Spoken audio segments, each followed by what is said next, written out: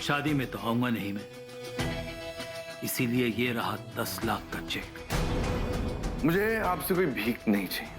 और रहा मेरे शादी माने का सवाल, तो मैं आपको फिर से बता दूं, आई रिपीट वंस अगेन, मैं नहीं चाहता कि आप मेरी शादी में आए। काजल ने क्या किया अब? काजल ने सुसाइड करने की कोशिश की है। क्या? अच्छा किया तुम आ गया। तुम बैठो, वैसे भी कुछ दिन में ये तुम्हारा घर होने वाला है।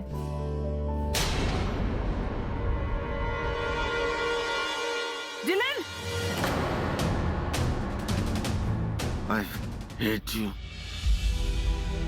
मिस्टर शेखावत। मेरा आपसे वादा है आंटी कि डिलन के डैड शादी में जरूर आएंगे, पर उससे पहले आपको मुझसे भी एक वादा करना होगा। क्या वादा? आंटी, आप ये बात डिलन को नहीं बताएंगे प्लीज? नहीं बताएगा। देन आई प्रॉमिस यू कि वो शादी में जरूर आएंगे। एक बाप होने के नाते मैं इतना ही कहूंगा कि दुनिया में ऐसा कोई बाप नहीं है जो अपने बच्चों से प्यार नहीं करता, लेकिन जब रिश्ते में ईगो आ जाता है ना, तो वो प्यार फीका पड़ जाता है, पर खत्म नहीं होता।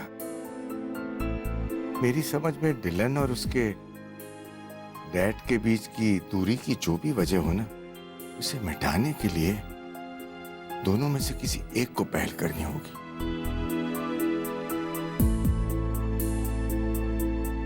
चलो, रात बहुत हो गई है, सो जाओ तुम। गुड नाइट पापा।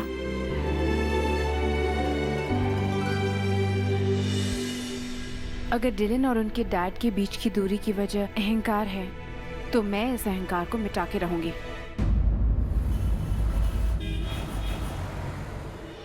मुझे क्यों बचाया? मर जाने देते मुझे, जीना नहीं चाहती।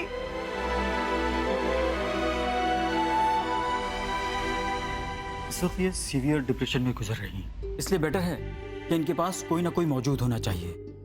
आपने इन्हें अगर 1 मिनट के लिए भी अकेला छोड़ा तो कुछ भी हो सकता है। I mean anything is possible. ख्याल रखिए।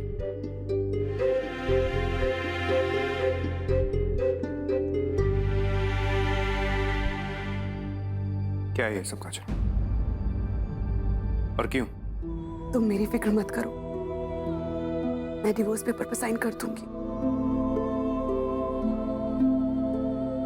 प्रिया, तुम डिवोर्स पेपर्स मंगवा दोगी प्लीज?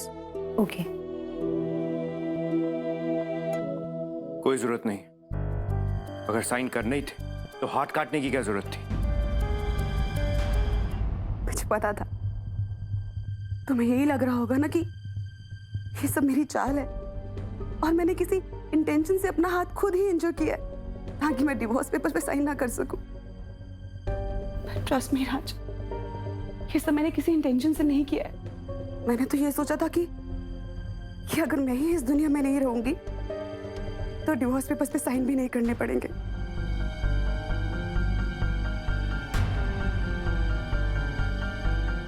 पर इसमें तुम्हारी गलती नहीं है, सारी गलती मेरी है।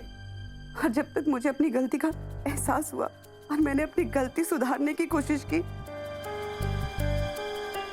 तब तक बहुत देर हो चुकी थी। तब मुझसे बहुत दूर जा चुके थे। चंडी एक बहुत अच्छी लड़की है और तुम दोनों परफेक्ट कपल हो। मैं जल्दी ही डिवोर्स पेपर्स पर साइन कर दूंगी, ट्रस्ट मी।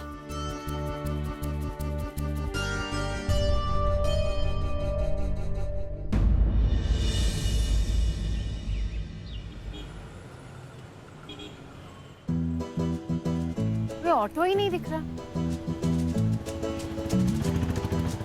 ऑटो ऑटो, भैया भैया भैया, अबे सीपी चलेंगे। अरे सुनो,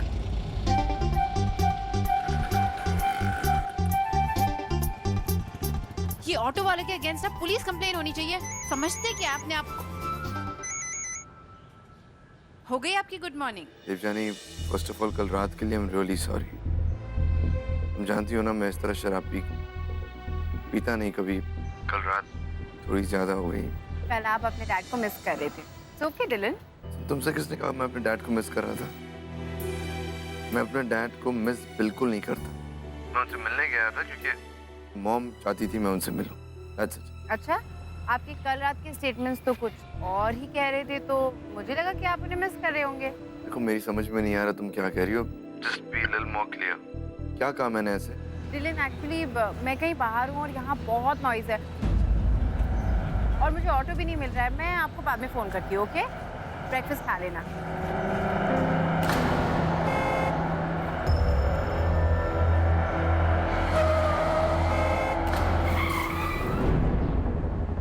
दिखाई नहीं देता है, अंधे हो क्या?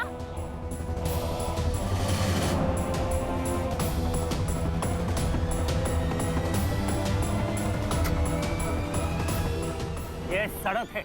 गवर्नमेंट ने ये कोई पार्क या बगीचा नहीं बनाया तुम्हारे घूमने के लिए। तुम्हारा ध्यान रास्ते पे होना चाहिए, ये फोन पर नहीं। और आपका भी ध्यान सड़क पे होना चाहिए। ये एक क्रॉसिंग है, आपको यहाँ पे अपनी कार स्लो करनी चाहिए। सामने से कोई आ रहा है, आपको दिखाई नहीं देता है? तुम्हें इतनी बड़ी गाड़ी नहीं दिखाई दी? अच्छा, तो गलती आपकी है और आप मुझ पर ब्लेम लगा रहे हैं। गलती तुम्हारी। तुम फोन पर बात करते जा रही थी बीच सड़क पर ध्यान देने के बदले। तुम जैसे इररिस्पॉन्सिबल लोगों की वजह से ही एक्सीडेंट्स होते हैं।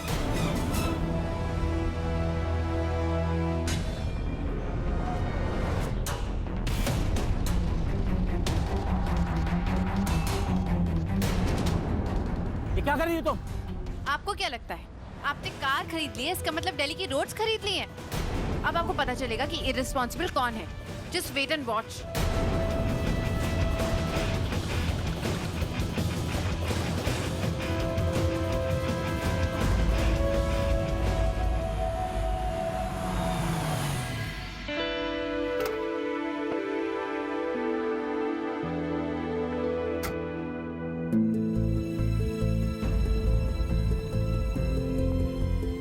चंडी जी यहाँ।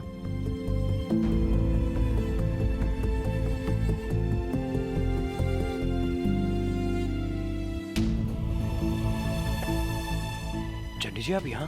मैंने दिन भर कॉल्स किए तुम्हें, इतना वेट किया, पर तुमने एक भी फोन पिक नहीं किया। इतने सारे calls? I am really sorry Chandi ji. वो एक्चुअली मैं काजल के साथ था। तो कम से कम एक बार बता ही देते। चंडी जी प्लीज मेरा भरोसा रखो। अरे पर एक बार बता देते बस। आई एम सॉरी चंडी जी, मुझे बताना चाहिए था। आइंदा ऐसा नहीं होगा।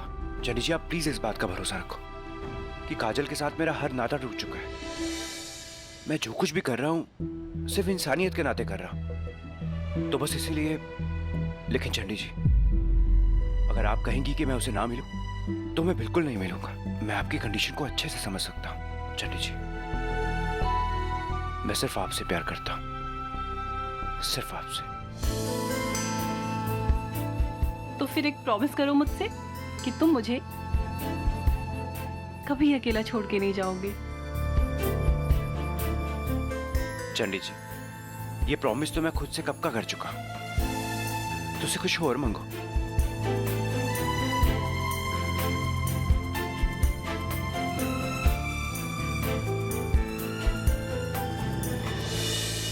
उस बदतमीज लड़की की हिम्मत कैसे हुई मेरी फोटो लेने की?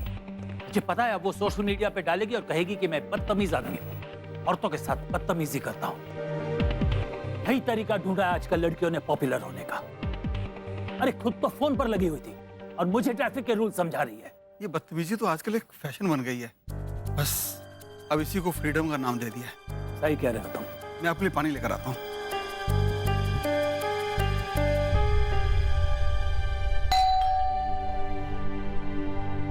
Come in.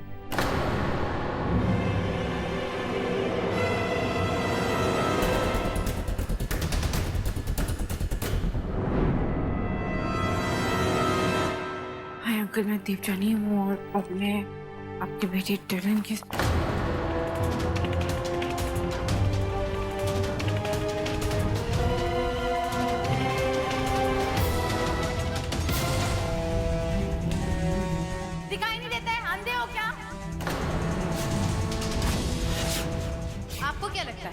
आपने कार खरीद ली है इसका मतलब दिल्ली की रोड्स खरीद ली हैं। अब आपको पता चलेगा कि इररिस्पॉन्सिबल कौन है। Just wait and watch.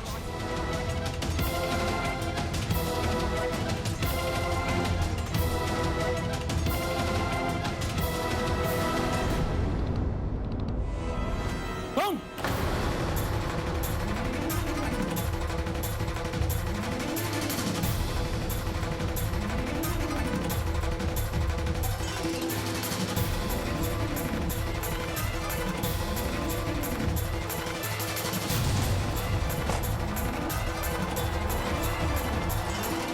तुम्हारी हिम्मत कैसी हुई मेरे पीछे पीछे मेरे घर तक आ जाने की?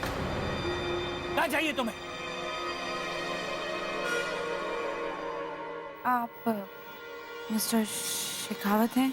हाँ, मैं ही शिकावत हूं। मुझे बिल्कुल नहीं पसंद कि कोई इस तरह मेरा पीछा करे। तुम जैसी लड़कियों को अच्छी तरह से जानता हूँ। पहले एक्सीडेंट का नाटक करती हैं और फिर पीछे पीछे आ जाती हैं पैसे लेने के लिए। लेकिन इस बार तुमने गलत आदमी को चुना है। ओह नो, ये तो गड़बड़ हो गई। टप्पू, क्या जरूरत थी पंगे लेने की? खड़ी क्यों हो? जाओ यहाँ से। सर पानी।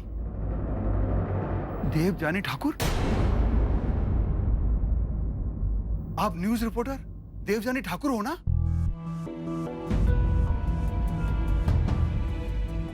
ओह नो, अब तो ये मुझे धक्के मार के निकालेंगे घर से। अच्छा, तो तुम न्यूज रिपोर्टर हो और यहाँ मुझसे बदला लेने आई हो। हाँ, नहीं, मेरा मतलब है ना, मैं आपसे बदला क्यों लूंगी? अगर तुम सोचती हो कि स्टिंग ऑपरेशन से मुझे डर लगता है तो तुम गलत सोचती हो। अच्छी तरह से जानती हो कि मेरी कोई गलती नहीं और मैं मीडिया से नहीं डरता हूँ। इसीलिए मेरा और खुद का वक्त जाया मत करो। जाओ यहाँ से। इस वक्त ये मेरी कोई बात नहीं सुनेंगे। क्या कर दिया मैंने?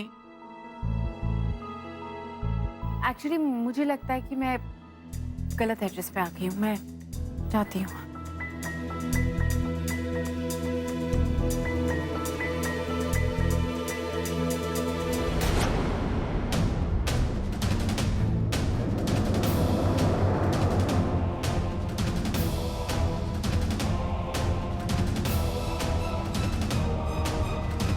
रुको।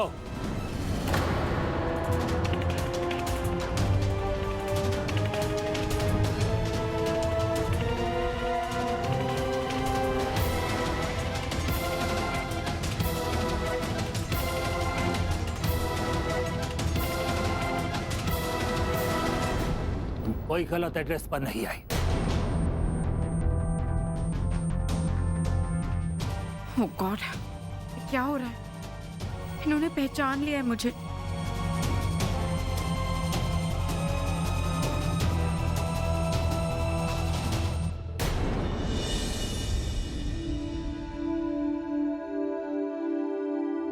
आपको मुझ पे भरोसा तो है ना? हाँ है। तो फिर घबराने की कोई जरूरत नहीं है। देखिए, मैं समझ सकता हूं कि ये आपके और आपके बच्चों की जिंदगी का सवाल है, लेकिन आप जिस कॉन्फिडेंस और जिस शिद्दत से पेरेंट टीचर मीटिंग अटेंड करती है, तो ये सोचिए कि ये हियरिंग भी एक पेरेंट टीचर मीटिंग ही है। यकीन मानिए, इन दोनों में ज्यादा फर्क नहीं है।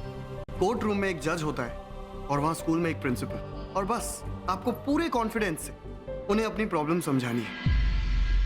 एंड आई एम श्योर एक माँ जो अपने बच्चों से इतना प्यार करती है, उसके लिए मुश्किल नहीं हो सकता। और फिर इस पेरेंट टीचर मीटिंग में आप अकेली नहीं है, क्योंकि मैं भी आपके साथ हूं। क्या ये सब इतना आसान होता है? देखिए, आसान तो नहीं होता, पर मुमकिन है।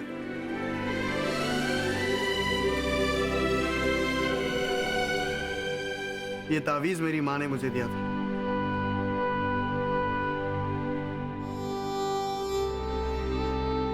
मैं जब भी किसी केस के सिलसिले में नर्वस हो जाता हूं ना, तो यही तावीज मुझे शक्ति देता है। एंड आई एम श्योर कि इस बार फैसला आपके फेवर में ही होगा। आपकी बातों ने मेरी नर्वसनेस काफी हद तक दूर कर दी है। Thank you so much. देखिए, थैंक यू की कोई जरूरत नहीं। मैं तो सिर्फ अपना काम कर रहा हूँ। वैसे एलन जी नजर नहीं आ रहे, कहाँ है वो? पापा वो माँ से बात कर रहे हैं, बस आते ही होंगे। ओके, तो हम चले? जी चलिए। प्लीज। एलन, जैसे ही हियरिंग हो जाती है आप तुरंत मुझे फोन कीजिए। तब तक बस मैं माता रानी से प्रार्थना करती रहूंगी कि आज की सुनवाई मेरी बेटी के पक्ष में हो। ठीक है, मैं इंतजार करती हूँ।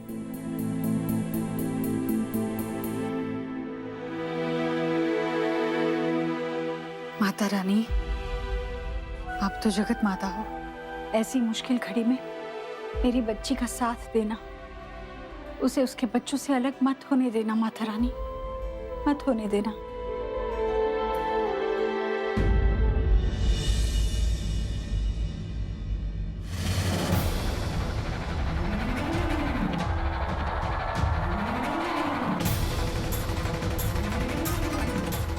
ओह नो, कार्ड तो मैं यहीं भूल गई।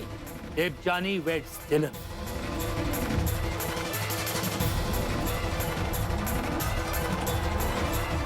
सही जोड़ी है तुम्हारी। वो तो है ही बदतमीज और झूठा, और लड़की भी अपने जैसे ढूंढ ली। What a good match.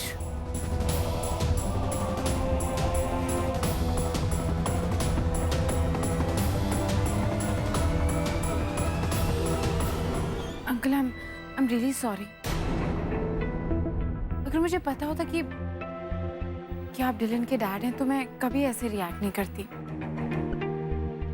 और मैं आपसे बस ये कहने आई थी यहाँ कि पहले जो भी हुआ है प्लीज आप उसे भूल जाइए, और प्लीज आप हमारी शादी में जरूर आइएगा। मैं चाहती हूँ कि आप शादी में आके हम दोनों को आशीर्वाद जरूर दें, क्योंकि अगर हमारी शादी आपके आशीर्वाद के बिना हो गई ना तो मुझे हमारी शादी बहुत अधूरी लगेगी। अच्छा, उससे बात नहीं बनी तो तुम्हें भेज दिया? नहीं अंकल, डिलन ने मुझे नहीं भेजा है।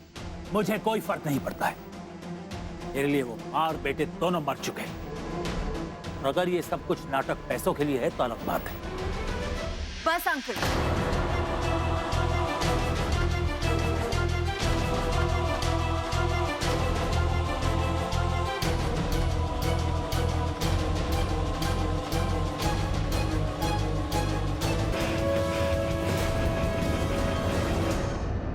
आप मुझसे बड़े हैं इसलिए मैं आपका लिहाज कर रही हूँ, पर इसका मतलब ये नहीं है कि आपके मन में जो आएगा आप बोलते जाएंगे।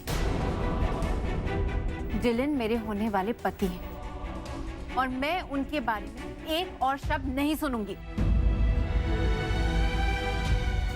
पर जहां तक नफरत की बात है तो मेरे पापा ने मुझसे कहा था कि कोई भी पेरेंट अपने बच्चों से नफरत नहीं करते, और उन्होंने ये भी कहा था कि पेरेंट्स की जिद और नफरत के पीछे कहीं ना कहीं प्यार छुपा होता है। मैं भी आपके पास इसीलिए आई थी क्योंकि मुझे लगा था कि डिलन और आपके रिश्ते के बीच में जो प्यार है आपकी जिद और नफरत के बीच में कहीं खो गया है। और मुझे लगा था कि मैं उसे वापस ला सकती हूँ। मैं बस आपसे ये कहने आई थी कि एक बार अब डिलन के खातिर, उनकी खुशियों के खातिर ये सब कुछ भूलकर उनकी शादी में जरूर आइएगा। लेकिन मिस्टर शेखावत, मैं आपके बारे में कितनी गलत थी। आपकी लाइफ में अगर कोई चीज मायने रखते हैं तो वो सिर्फ है आपकी जिद और आपकी ईगो, और उसके सामने आपको कोई चीज नजर नहीं आती है।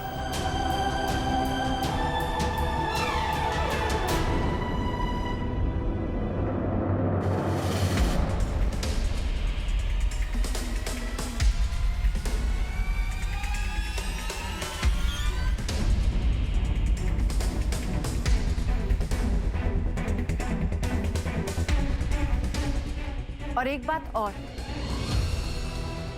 चेक और पैसों से सिर्फ सामान खरीदा जा सकता है,